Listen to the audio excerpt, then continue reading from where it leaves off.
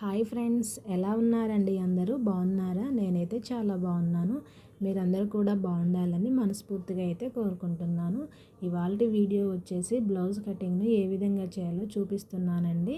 ఇది నేను ఒక శారీకి అందులో బ్లౌజ్ రాలేదని చెప్పాను కదండి, ఆ కస్టమర్ విడిగా తీసుకున్న బ్లౌజ్ పీస్ అండి. ముందుగా మనం లైనింగ్ క్లాత్ని అయితే కట్ చేసుకోవాలండి. ఇది ఆది బ్లౌజ్ అండి. ఎప్పుడు కూడా కస్టమర్ నా దగ్గరే కుట్టించుకుంటారు, అందుకనేసి ఈ బ్లౌజ్ ఎప్పుడు కూడా నా దగ్గరే ఉంటుంది. ఇక మనం కటింగ్ని ఏ విధంగా చేయాలో చూద్దాము. ముందుగా బ్యాక్ పార్ట్ తోటే కటింగ్ అయితే చేసుకోవాలండి. ఇలా రెండు చివర్లు కూడా ఒక చోటకి తెచ్చి మనం బ్యాక్ పార్ట్ యొక్క కప్పుని అయితే కొలుచుకుందాము. ఇలా క్లాత్ పైన పెట్టేసి హెమ్మింగ్ చేస్తాం కదా, అందుకోసం ఒక పావు ఎక్స్ట్రా అయితే పెట్టుకోవాలండి. అలాగే కస్టమరు బ్యాక్ పార్ట్ కొంచెం డౌన్ చేయమన్నారండి. దానికోసం అనేసి నేను 1 ఇంచ్ అయితే ఎక్స్ట్రా అయితే పెట్టేశాను. ఎందుకంటే మనం నడుం బెల్ట్ వేస్తాం కదా, అందుకు. అలాగే కస్టమరు ఒక 1 ఇంచ్ ఎక్స్ట్రా పెట్టమన్నారు కదా, అందుకు. ఇలా మొత్తం కూడా 1 ఇంచ్ ఎక్స్ట్రా అయితే పెట్టేసుకొని మార్కింగ్ చేశాను. అలాగే బ్లౌజ్ యొక్క సైడ్ కూడా సేమ్ ఆది బ్లౌజ్ ప్రకారమే 1 ఇంచ్ ఎక్స్ట్రా కలిపేసి పెట్టుకోవాలి. ఇప్పుడు మనం ఆది బ్లౌజ్ షోల్డర్స్ దగ్గర నుంచి నడుం బెల్ట్ వరకు కూడా స్ట్రైట్గా లాగుకోకుండా, మరీ లాగకూడదండి, స్ట్రైట్గా మనకు అర్థమవుతుంది. అలా పట్టేసుకొని అయితే టేప్తో కొలుచుకోవాలి. 12.5 ఇంచులు వచ్చింది. అలాగే మనం 1 ఇంచ్ ఎక్స్ట్రా పెట్టేసాం కదా, 13.5 ఇంచుల తర్వాత ఒక్క గీత ఎక్స్ట్రా వచ్చిందండి. అంతా మనం మార్కింగ్ అయితే చేసుకోవాలి. అలాగే ఇక్కడ నెక్ కోసం పైన 2 ఇంచులు మనం కప్పు దగ్గర 2.5 ఇంచులు అయితే పెట్టేశాను. అలాగే షోల్డర్ వచ్చేసి 2.5 ఇంచులు అయితే ఉందండి. సేమ్ 2.5 ఇంచులు మార్కింగ్ అయితే పెట్టేద్దాం. అది నేను షోల్డరు సరిపోద్దా లేదా అనేసి ఆలోచించానండి. 2.5 ఇంచులు అయితే సరిపోతుంది. అలాగే ఇలా ఎదురుగా కూడా మనం 13.5 ఇంచులతోనైతే మార్కింగ్ అయితే చేసుకోవాలి. ఇప్పుడు మనం ఆర్మ్ కోసం 6 ఇంచులు మార్కింగ్ అయితే పెట్టుకోవాలండి. 6 ఇంచులతో మార్కింగ్ పెట్టేసి ఇలా రౌండ్ రావడం కోసం 1.5 ఇంచులతో మార్కింగ్ చేసుకోవాలి. అలాగే నెక్ దగ్గర కూడా 1 ఇంచు మార్కింగ్ చేసి ఇలా రౌండ్గా అయితే మనం గీసుకోవాల్సి ఉంటుంది. అలాగే చంక వైపు కూడా రౌండ్గా మార్కింగ్ అయితే చేసుకోవాలండి. ఇప్పుడు నెక్ చంక మొత్తం కూడా బ్యాక్ పార్ట్ని అయితే కట్ చేసుకుందాం. కొత్తవారు కనుక ఈ వీడియో చూస్తున్నట్టయితే ఈ వీడియోకి ఒక లైక్ చేసి అలాగే మన ఛానల్ని సబ్స్క్రైబ్ చేయండి ఫ్రెండ్స్. మీరు సబ్స్క్రైబ్ చేసుకోవడం వల్ల మాకు ఎంతో సపోర్ట్గా ఉంటుంది. అలాగే మీకు ఎలా అనిపించిందో కామెంట్ సెక్షన్లో కామెంట్ చేయండి.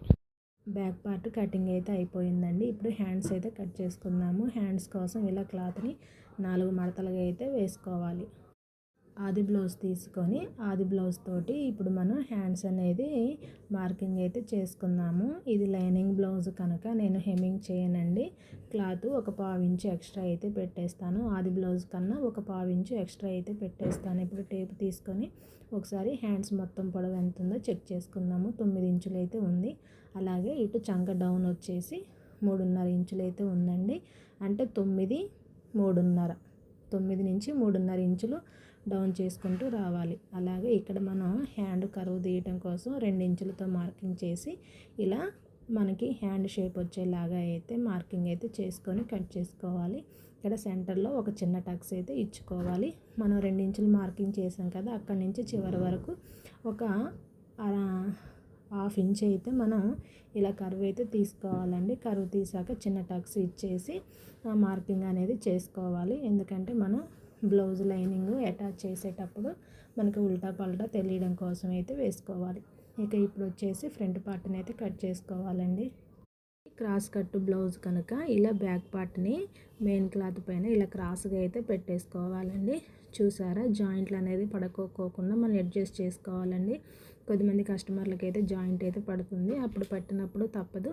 కాకపోతే వీళ్ళు కొంచెం సన్నగానే ఉన్నారు కనుక కొంచెం జాగ్రత్తగా చూసుకొని మార్కింగ్ అయితే చేసుకోవాలి. ఇప్పుడు ఆది బ్లౌజ్ యొక్క ఉక్సుల పట్టి ఉంటుంది కదండి, ఉక్సుల పట్టి వైపు ఉండే పార్ట్ తోటి మనం ఫ్రంట్ పార్ట్ యొక్క నెక్ అయితే మార్కింగ్ అయితే చేసుకోవాలండి. అలాగే ఇటు సైడ్ కూడా పొడవు అనేది చూసుకోవాలి. మనము చంకకి ఒక పావు ఇంచు ఎక్స్ట్రా లోపలికని కట్ చేసుకోవాలండి. ఎందుకంటే మనం హ్యాండ్స్కి కర్వ్ తీసాం కనుక ఫ్రంట్ పార్ట్ కూడా కర్వ్ అనేది తీయాలండి. అలా తీసినప్పుడు మనకి హ్యాండ్ అనేది కరెక్ట్గా ఫిట్టింగ్ అనేది సరిపోతుందండి. నేను ఇప్పుడు నెక్ కట్ చేస్తున్నాను కదండి, నెక్ కొంచెం తక్కువగానే ఉంటుంది. ఎందుకంటే ఈ కస్టమర్ కొంచెం తగ్గించి పెట్టమని చెప్పారు. మరి నేను సేమ్ దానంతే పెడితే ఎక్కువ అవుతుందేమో అనేసి కొంచెం ఒక హాఫ్ ఇంచ్ అయితే ఎక్స్ట్రా అంటే పైకి పెట్టేశాను. తర్వాత ఒకసారి మనం చెక్ చేసుకోవచ్చు అనేసి నేను తక్కువే పెట్టాను. ఇలా కట్ చేసిన తర్వాత ఉల్టా పల్టా చూసుకొని మార్కింగ్ అయితే చేసుకోవాలండి. బ్లౌజ్ కట్ చేసిన తర్వాత మనం ఖచ్చితంగా మార్కింగ్ అనేది చేసుకోవాలండి. ఎందుకంటే కుట్టే సమయంలో మనము మర్చిపోతుంటాము. మర్చిపోయినప్పుడు రెండు కూడా ఒకే సైడ్ వస్తాయండి. అందుకని నేను ఖచ్చితంగా ఇలా మార్కింగ్ అయితే చేసుకుంటాను. ఇక తర్వాత ఇందులో మనకి తెలిసిందే కదండి, షేప్ బెల్టులు, అలాగే మనకి హ్యాండ్స్కి జాయింట్ పడతాయి కదండి, జాయింట్ కోసం ముక్కలు, అలాగే నడుం బెల్ట్కి, ఉక్సుల పట్టీకి, కాజాల పట్టీకి అయితే క్లాత్లు అయితే కట్ చేసుకుంటానండి. అలాగే ఈ బ్లౌజ్ నేను స్టిచ్చింగ్ వీడియోని పూర్తిగా చూపించలేదండి. నేను కట్ చేసి కుడదామని స్టార్ట్ చేసే సమయానికి కస్టమర్ వచ్చేసి నాకు అర్జెంటుగా కావాలండి, నేను ఇచ్చి చాలా రోజులు అవుతుంది కదా అని అంటే ఇక వీడియో తీయడం కుదరలేదండి. కానీ స్టార్టింగ్లో కొంత వీడియో అయితే తీశాను. కుట్టిన తర్వాత ఎలా ఉందనేసి అది కూడా చూపించాను ఫ్రెండ్స్. ఈ వీడియోని స్కిప్ చేయకుండా పూర్తిగా చివరి వరకు చూడండి ఫ్రెండ్స్. నేను స్టిచ్చింగ్ వీడియోని పూర్తిగా అప్లోడ్ చేయలేదు.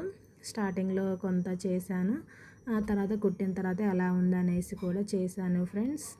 ఇక నేను వీడియో స్టిచ్చింగ్ది వాయిస్ ఓవర్ అయితే ఇవ్వలేదండి, మ్యూజిక్ ఒకటి యాడ్ చేశాను. ఎలా స్టిచ్ చేశానో చూసేయండి. Bye friends.